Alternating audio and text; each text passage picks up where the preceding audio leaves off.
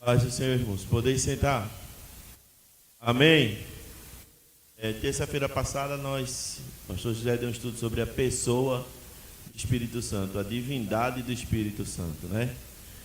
Porque ele é Deus. E nós vamos continuar hoje ainda. Nós estamos falando sobre a pessoa do Espírito Santo até chegar à questão do batismo. Não adianta falar em batismo com o Espírito Santo se a gente não conhecer a história e a pessoa do Espírito Santo. Às vezes, as pessoas, elas têm conhecimento, falam das coisas sem ter o conhecimento. Eu estou tenho 3 estagiários lá, né? E eles vieram para me ajudar. E eu perguntei o que é que eles sabiam de arquivo. Estão fazendo faculdade. E quando eu mostrei a eles o que eu faço e como eu faço, eles disseram: a gente não aprende isso na faculdade, não. O que o senhor está fazendo dá de 10-0 no que a faculdade faz. Quem tem comparação? Eu disse: mas é por quê? Eu fiz o curso que eles estão fazendo hoje, eu fiz há 50 anos atrás, né? E eu vim sempre me aperfeiçoando, porque um dia podia ser que eu fosse usar. Então, o conhecimento, ele é extremamente importante, irmãos. Então, tem muitas igrejas, muitas denominações, muitas religiões que negam a existência do Espírito Santo, a divindade do Espírito Santo. Muita gente não sabe o que é ser cheio do Espírito Santo, nem o que é ter o Espírito Santo, que se dizem habitação de Deus. Isso é muito sério. A gente tem que entender que uma pessoa que, quando ele se torna habitação de Deus e cheio do Espírito Santo, ele vive diferente. Ele vive uma vida diferente para a glória de Deus. Amém? Vamos lá. Passa aí, por favor. Nós colocamos o texto: mas recebereis poder, eu descer sobre vós, Espírito Santo, que há de vir sobre vós. Ser-me-eis testemunhas em Jerusalém, em toda a Judéia, Samaria, até os confins da terra. Amém? Pode passar. Nós já vimos definição de batismo, quantos tipos de batismo a Bíblia menciona, o que é Pentecostes, o que é a pessoa do Espírito Santo. Hoje, quais os símbolos do Espírito Santo nas Escrituras e seu nome nós vamos ver hoje. Depois nós vamos ver o papel do Espírito Santo nos dias de hoje.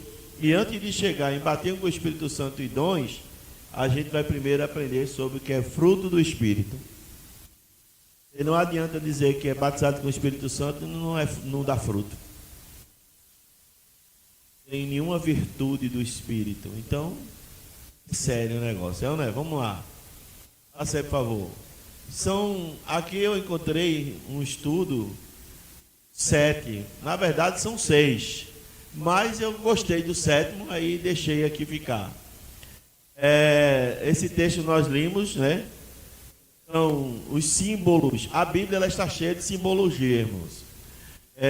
A Arca de Noé, começando com o sacrifício, a simbologia começa já com o sacrifício do animal que Deus matou para fazer as vestes de Adão e Eva.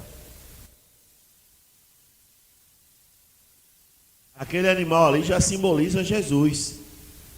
A morte do animal inocente para cobrir o pecado do culpado, que é Adão. A simbologia já começa ali. O símbolo. Então, as vestes e o animal morto simboliza Jesus Cristo. Certo? Depois, lá na frente, nós temos a Arca de Noé. A Arca de Noé simboliza a igreja do Senhor Jesus Cristo. Por isso, e a predestinação bíblica é essa. Todos aqueles que estão dentro da arca são predestinados a viver.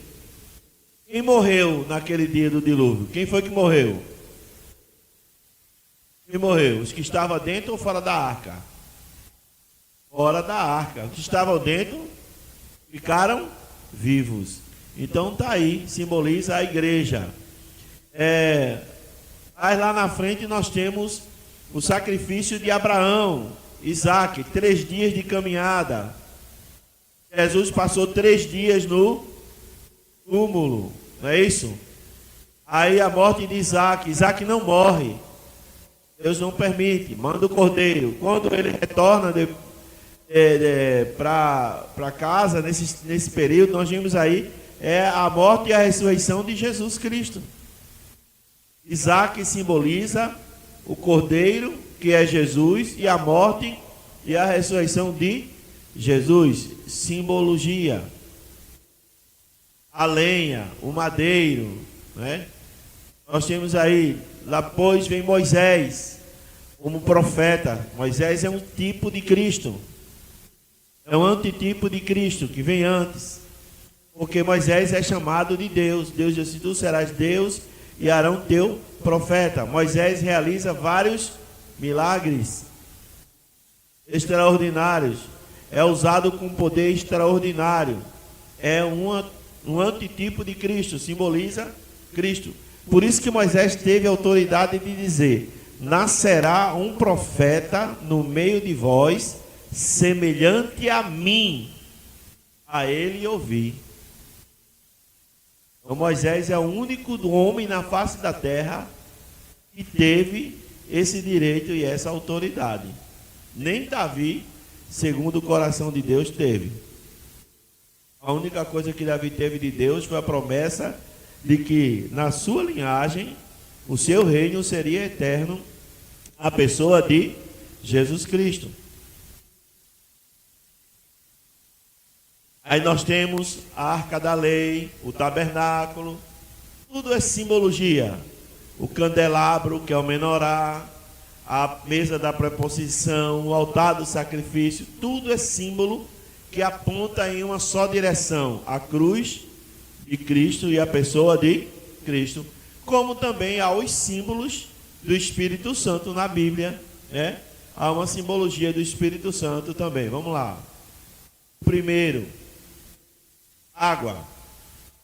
A água ela é disponível para a vida. Onde não há água, não tem vida.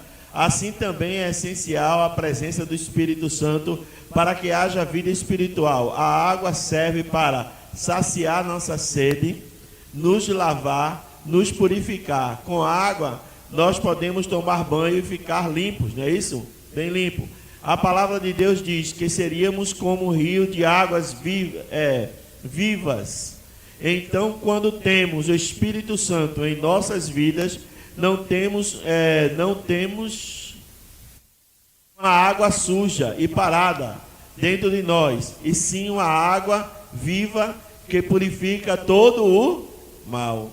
Então, o primeiro símbolo é o que? A água. Está lá no livro do profeta Ezequiel, da visão que ele tem do rio, que vai andando, as águas vão aumentando dos joelhos, artelhos, e vai até cobrir. Aquele mar ali simboliza um avivamento espiritual, um enchimento do Espírito Santo. Por isso que Jesus disse: eu sou a água da vida. Quem tem o Espírito Santo tem vida, tem água. Então ele mata a nossa sede espiritual. Ele convence o homem do pecado, da justiça e do juízo. Por isso que as águas são águas purificadoras. Não tem lá no livro de Levítico, né? Que mandava a mulher se banhar na água corrente. Era chamado de águas purificadoras, símbolo do Espírito Santo. Continua. Água nós temos em Êxodo 17:6, Ezequiel 36:25 e assim sucessivamente. A gente não vai ler os textos por causa da hora. Eu não quero me alongar. O Espírito Santo é a fonte da água mais pura. É melhor, porque ele é um verdadeiro rio de água vida, inundando as nossas almas, limpando a poeira do pecado. O poder do Espírito Santo opera no reino espiritual. É a água que faz parte da ordem material. A água purifica, refresca, sacia, torna frutífero e estéril. Por isso que um crente que está cheio do Espírito Santo, ele tem que dar fruto. Crente que diz que tem o Espírito Santo e não dá fruto, tem alguma coisa errada. Eu não tenho. A água ela serve para matar a sede e ela aduba o solo para que o solo da semente produza o quê? Fruto. Jesus disse que a palavra de Deus, ela é semente plantada no nosso coração. E o coração é boa terra. O Espírito Santo consegue regar a palavra no meu e no seu coração. Jesus disse que ela vai produzir frutos a 100 por 1. E isso não acontece, tem alguma coisa errada. Tem alguma coisa errada. Por isso que tem muita gente que falta culto de igreja, não tem comprometimento com a igreja. Por quê? São terra seca. Terra seca dá fruto? Não dá. Não se compromete. Terra seca, ela não consegue produzir nada. Ela não consegue produzir nada. Quem já foi para o sertão comigo vê como é, às vezes, o solo seco. Agora, quando a água bate, o mato, quem já foi para o sertão sabe disso, a gente passa de manhã, o mato está seco, seco de pegar fogo. Se der uma garoazinha durante o dia, da tarde, à tarde, e durante a noite, outro dia de manhã, já aparecem uns brotinhos de folha no mato seco. Com 24 horas já está lá as folhinhas brotando, por causa da água. A água é vida. O Espírito Santo na vida de uma pessoa, ela tem que produzir fruto dignos de arrependimento. Se isso não acontece, irmãos, é porque a pessoa realmente está deixando a desejar. E você diz que tem o Espírito Santo, tem que produzir fruto dignos de arrependimento. É a palavra. Tem muita coisa que impede a pessoa de produzir, porque o Espírito Santo ele só opera em lugar fértil. Tem muita gente cheia de crítica, de inveja, de malícia, de maledicência, de dúvida.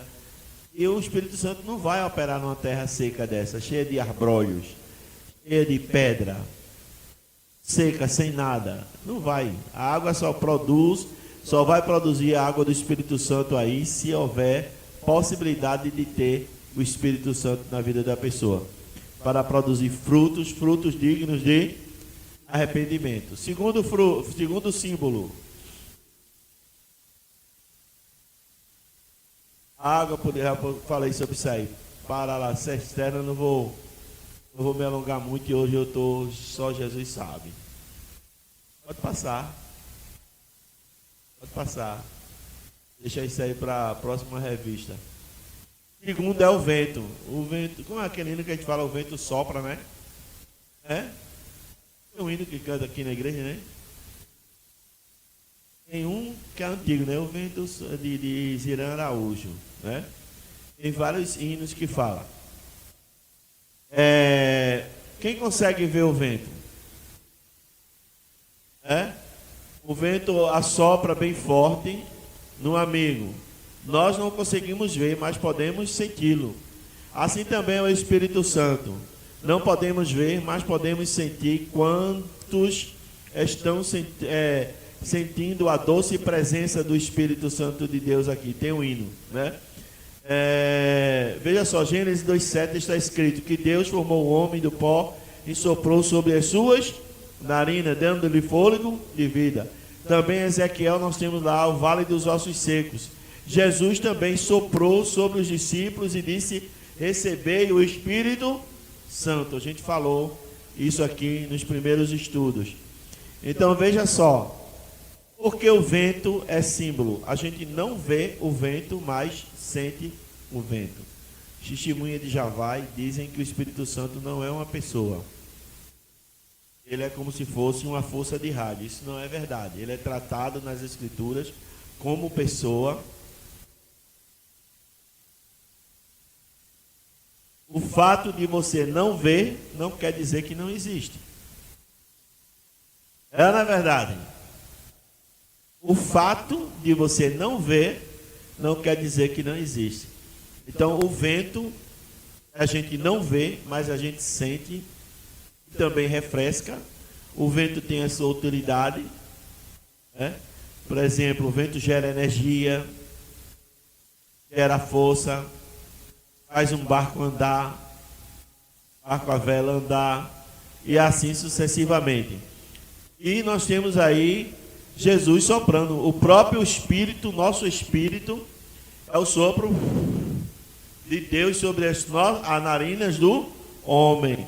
E no vale dos ossos secos veio o que? Vento, um vento, e soprou sobre os ossos, e começaram os ossos a se juntar e criar carne, músculos, nervos, pele, ossos, e assim sucessivamente. E o vento só parou quando a obra estava completa. Existem vários tipos de vento na Bíblia: vento norte, vento oriental, vento sul, vento oeste, vento leste, e cada um deles tem uma função diferente na Bíblia. Também tem simbologia na Bíblia. Vamos lá. Ezequiel 37:10, João 3:8.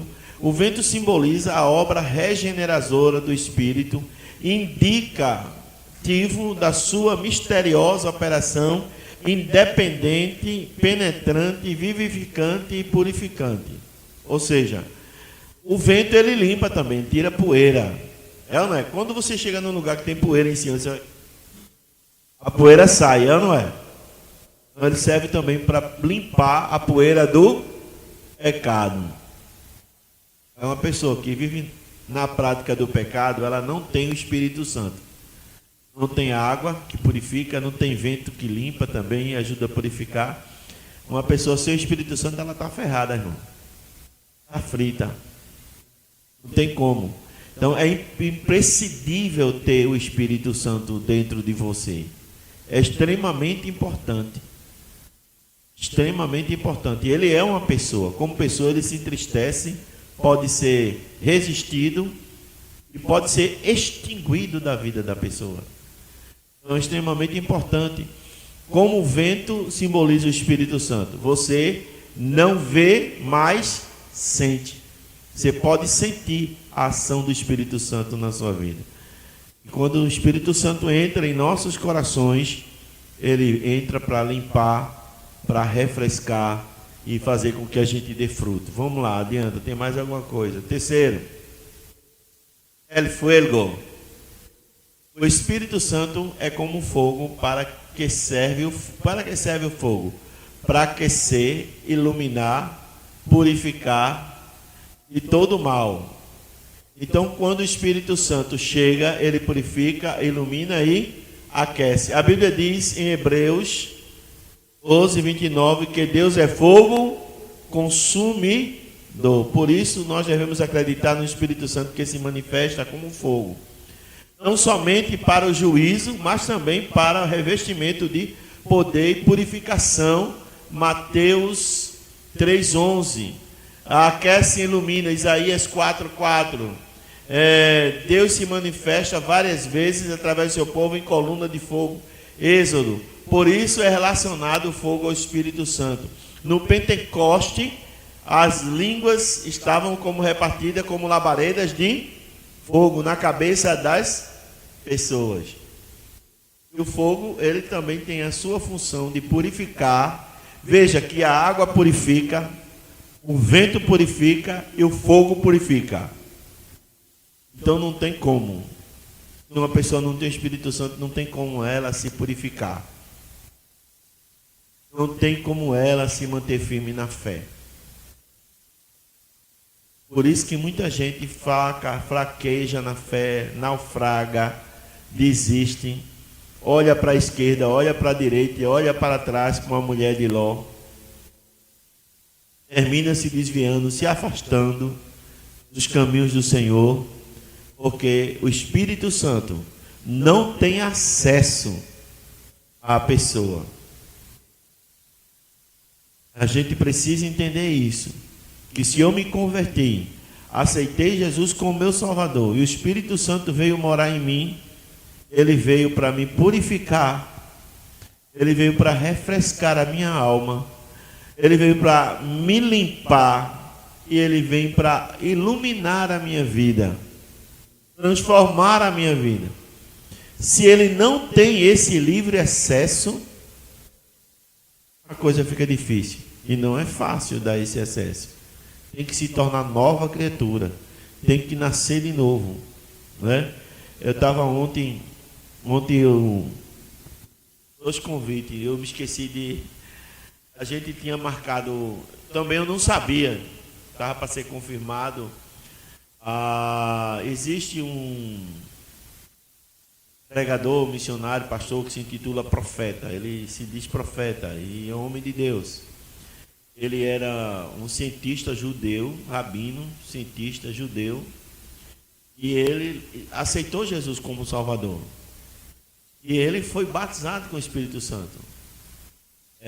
David Warr, não sei se você já ouviu falar, algum de vocês aqui já ouviu falar no Instagram. Ele é do Quênia, na África. E Deus usou ele disse que o avivamento no Brasil vai começar em Pernambuco. Diz que em Pernambuco começou muitas coisas no Brasil e realmente a independência do Brasil começou aonde? Alguém sabe onde foi que começou a independência? Pernambuco foi um país por uma semana, foi 3 dias. Vocês sabem onde foi isso? Onde começou? Está vendo, José? Só a gente que estudou. Convenção de Beberibe, Praça de Beberibe.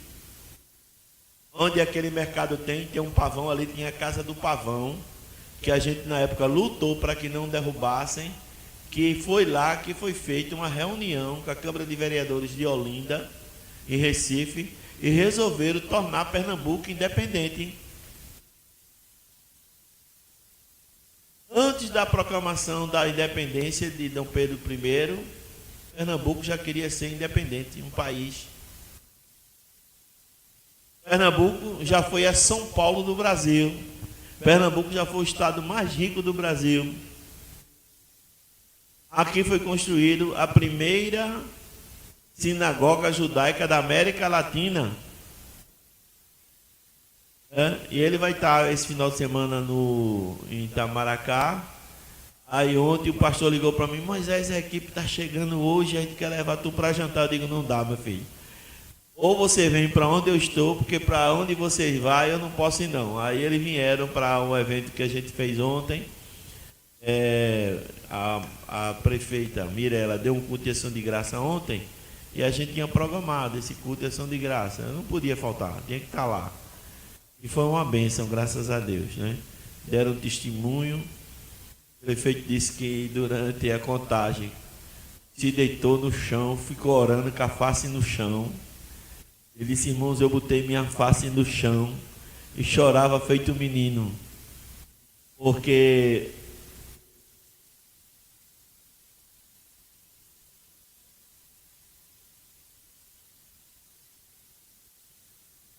fazer um enterro simbólico dele dentro de Olinda. Ia ser uma humilhação muito grande. Ia ser, eu não sei, não ia.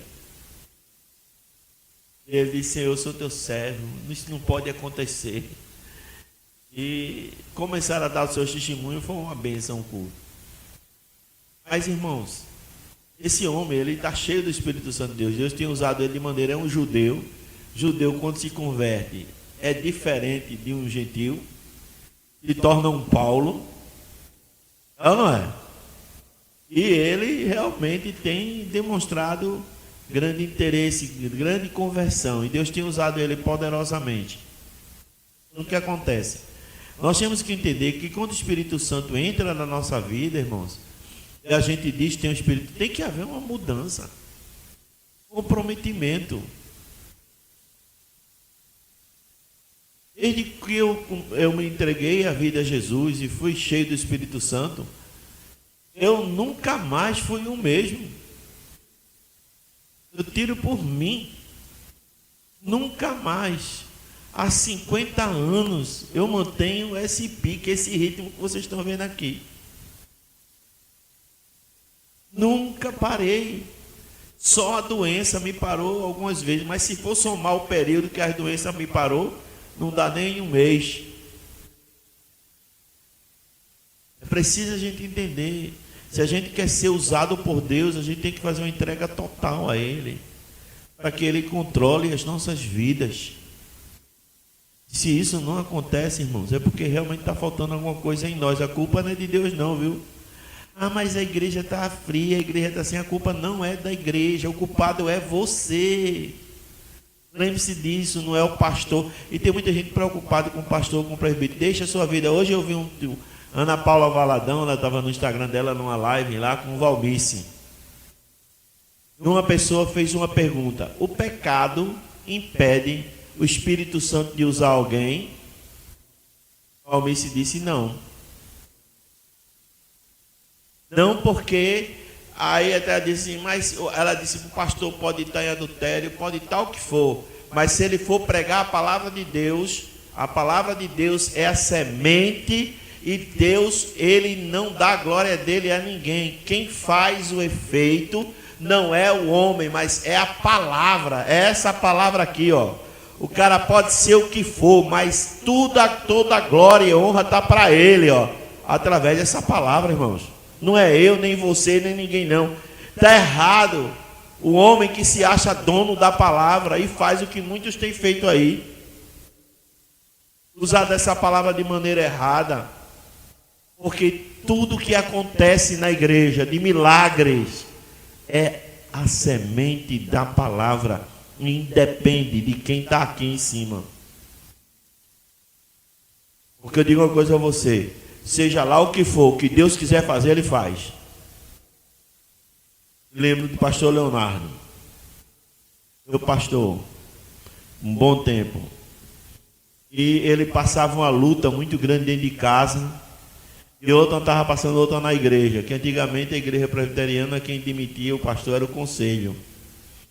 Botava e tirava. Só que eu não deixava tirar o pastor Leonardo. Quem fosse doido que fosse mexer no pastor. Uma vez eu fiz um conselho todinho renunciar, porque eu não ia tirar de jeito nenhum. Eu sabia que aqueles caras, quem eram os camaradas, eu ia deixar de jeito nenhum. Não deixava. Eu sempre fui muito chato, irmãos, com as coisas de Deus. Sempre. José estava na reunião, mas chegou, caiu na leseira, disse assim: Moisés, tu preside a reunião aí para fazer a eleição? Eu digo: tá, vou presidir. Posso fazer do meu jeito? Pode. Irmãos, quem concorda que a diretoria seja a mesma e acabe com esse negócio de eleição para a gente não perder tempo? Fique de pé. Todo mundo ficou de pé. Resolvi. Em menos de 2 minutos.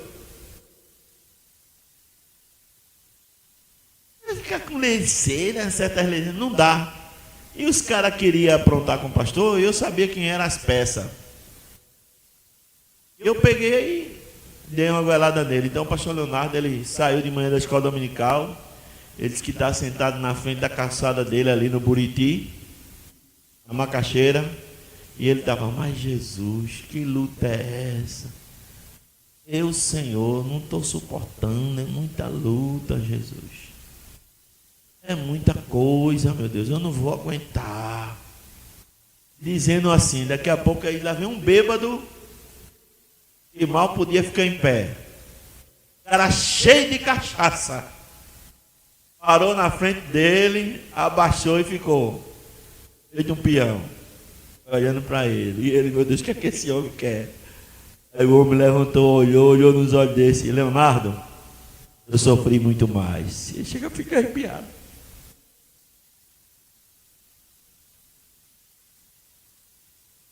Leonardo, eu sofri muito mais.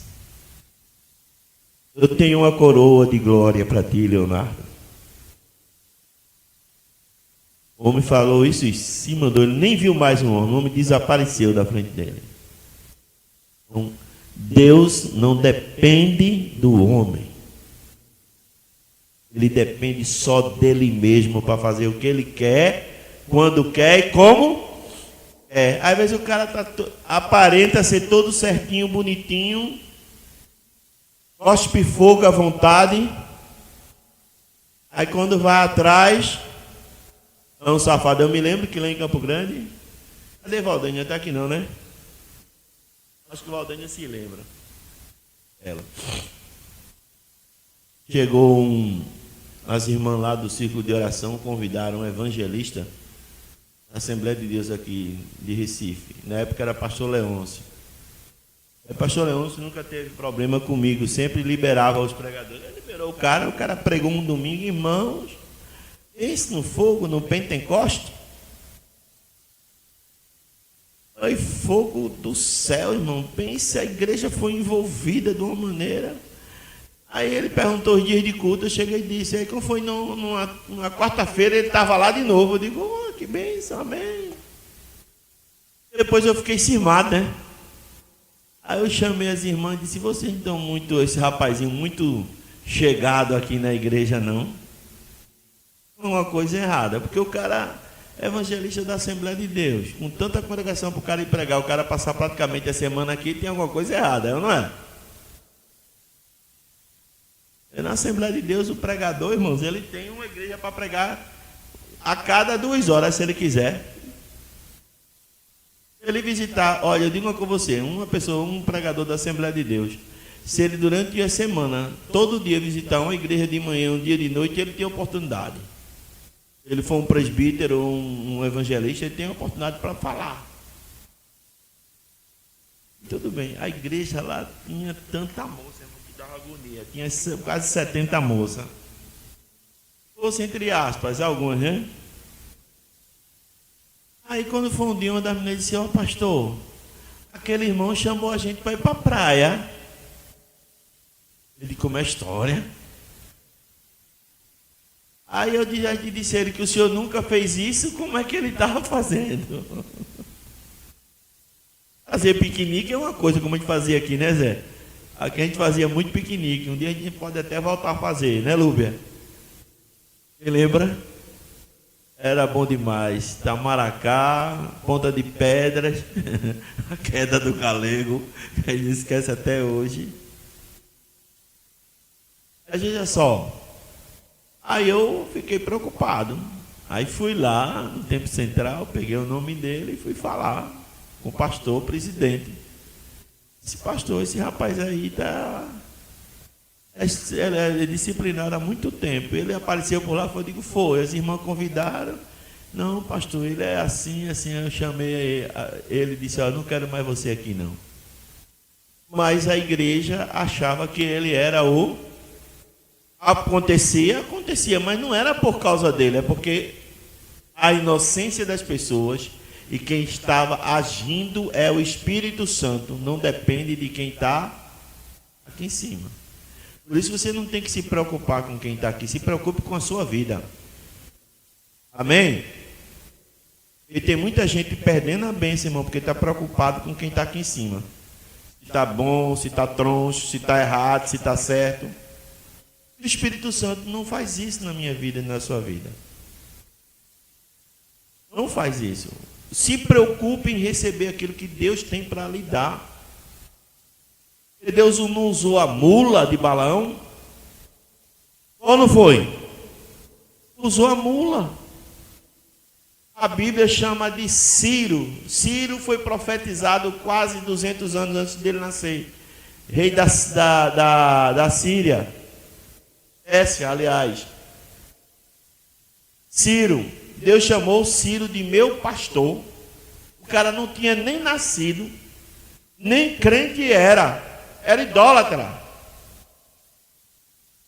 Deus chamou Nabucodonosor de meu servo, minha vara de correção. Aí os irmãos ficam julgando quem está aqui e perde a bênção. Perde a bênção. Ah, porque o presbítero não faz isso, o diácono não faz aquilo, aquele irmão está ali cantando, mas ele é troncho. Perde a bênção, irmão. Você não vem para cá para olhar a vida dos outros, você vem aqui para adorar a Deus. Aí a água vai regar a terra, o vento vai soprar e o fogo vai aquecer. Se a terra produzir milho, no fogo vai o quê? Pipocar, verá pipoca, vai alimentar. Mas enquanto a igreja estiver preocupada com a vida dos outros, Deus não vai operar. Deus não opera nessas coisas. Se olhar para mim, vai ver uma pessoa com defeitos tantos quanto você. Eu tenho tantos defeitos quanto você tem. E olha lá que talvez você tenha alguns que eu não tenho pior do que os meus. É ou não é verdade? É desse jeito que funciona. Quer receber de Deus? Cuide da sua vida. Não sei porque eu falei isso, mas Jesus sabe. 4. Ainda fogo. O fogo, volta para lá, meu irmão. Falando fogo ali, ó, fogo. O fogo ilustra também limpeza, purificação, intrepidez, ardente zelo produzido pela unção do Espírito. O Espírito é comparado com o fogo porque ele ilumina, espalha-se e purifica. Por que isso? Porque quando você vê as grandes plantações, quando eles passam muito tempo produzindo e a terra já está cansada, eles queimam toda aquela parte em cima da terra. Queima. Manda recolher a cinza e readuba e a terra volta a produzir novamente. É assim que o agricultor faz. Por isso que existem as queimadas na agricultura. A cana-de-açúcar, por exemplo, é uma delas. 4. Pode passar. A pomba, né? O pombinho branco. Bom, não sei se é branco, né? Falam que é. Eu não sei se é o pombo que desceu sobre Jesus era branco. Botam branco por causa de pai, mas a Bíblia não fala que é branco, não. Viu? Já encontrou algum texto dizendo que é pombinha branca, Zé? Já leram aí? Quem já leu o Velho Testamento? Eu nunca li, não. Alguém já leu? Tinha que ser uma pombinha branca? Não. Agora botaram branco porque dizem que o branco simboliza a paz. O Espírito Santo também é representado por uma pomba. Vamos juntar as mãozinhas e fazer uma pombinha. Aquele negocinho assim. Aula das crianças. Uma pessoa cheia do espírito de paz, mansidão, quem deseja receber a paz. A Bíblia sempre nos mostra a pomba como símbolo do Espírito Santo. Mateus 3,16, Marcos 1,10, Lucas 22, e assim por diante. Mostrando a sua brandura, doçura, amabilidade, inocência, suavidade, paz, pureza e paciência. Virtudes do Espírito. São as virtudes do fruto do Espírito, certo? Então, vamos lá, continuando ainda, que a hora já se avançou. A pomba, como também significa, eu já falei, bondura, normalidade, entre os sírios, é um emblema dos poderes vivificantes da natureza. Uma tradição judaica traduz Gênesis 1 e 2 da seguinte maneira: o Espírito de Deus, como a pomba, pousava sobre as águas.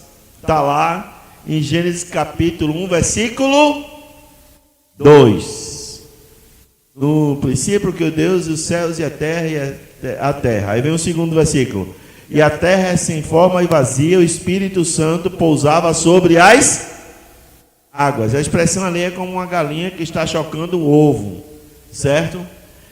Cristo falou da pomba como a encarnação da simplicidade, uma das belas características de seus discípulos. Vamos lá. Ser simples como a pomba e por dentro como a serpente. Passem. Certo. Agora, o óleo, o azeite. O azeite serve para várias coisas: alimentação, temperar, lubrificar, unir, serve de remédio. Para a pele também serve, para deixar a pele suave, serve para ungir, né? Ao caso da óleo da unção, a parábola das 10 virgens, das lamparinas. Então, um crente sem o azeite ou óleo do Espírito Santo é um crente vazio, sem luz, sem fogo, apagado. Certo? Vamos lá, passa para a próxima aí. Também simboliza o óleo como precioso. Salmo 133, José leu quando esse texto? Deixa eu ver se o irmão se lembra.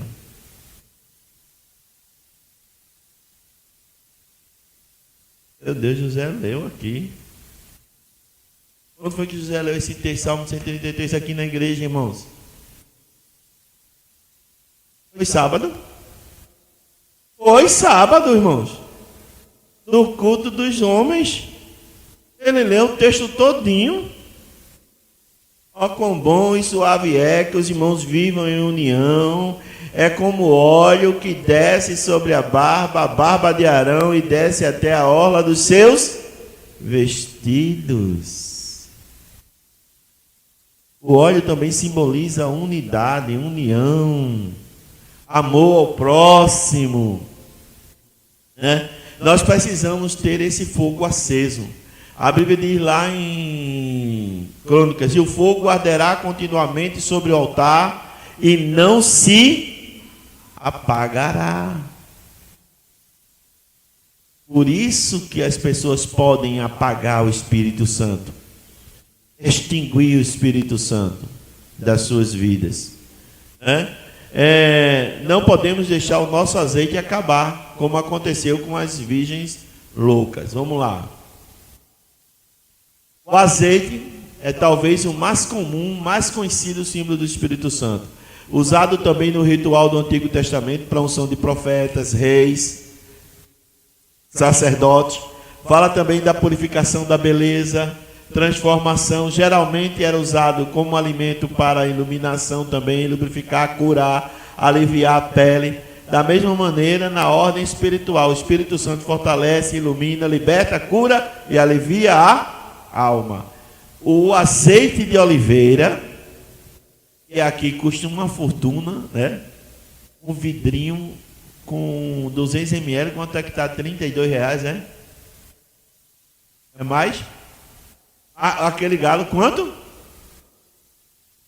49, hein? Meu Deus, era que compra 1 litro com menos de €1. €1 é R$6, irmãos. 1 litro com R$7, que absurdo. E o bicho é bom, viu? Eu gosto demais de azeite. Quando eu vou botar azeite, eu não boto uma colherzinha, não, eu detono mesmo. Mas o azeite de oliva, ele é extremo. O original, viu, irmão? Não é aqueles que é misturado, não. Tem que ser aquele prensado a frio. Chama-se prensado a frio, que é original mesmo. Que tem várias marcas. Tem o Galo, tem o Oliva, tem não sei quem. Mas tem uns que são falsier, que dá para usar também, mas não é igual ao original. O original, o sabor é outra coisa, né? É delicioso. Então, o Espírito Santo, ele também funciona como azeite na nossa vida. É um símbolo, não é? Vamos lá. Sexto selo. O sexto é o selo. Temos a marca de Cristo. Nós temos o selo de Deus, que é ele pertencendo. Qual é? Selo traz a ideia de marca de possuir. 1 Timóteo 2,9. Coloca o selo como o símbolo está sinalizando que pertence a alguém, né? Que é a propriedade, ou seja, o selo, o Espírito Santo em nós, ele é o selo da promessa, ele é a marca da promessa. Qual foi a promessa? Da vida eterna. A nossa promessa está de pé. Se estivermos em Cristo, ele nos promete levar para o céu, e a marca é o Espírito Santo. Se o Espírito Santo sair, sai o quê? Se o Espírito, a pessoa se desvia, o Espírito Santo sai dele, o que é que sai?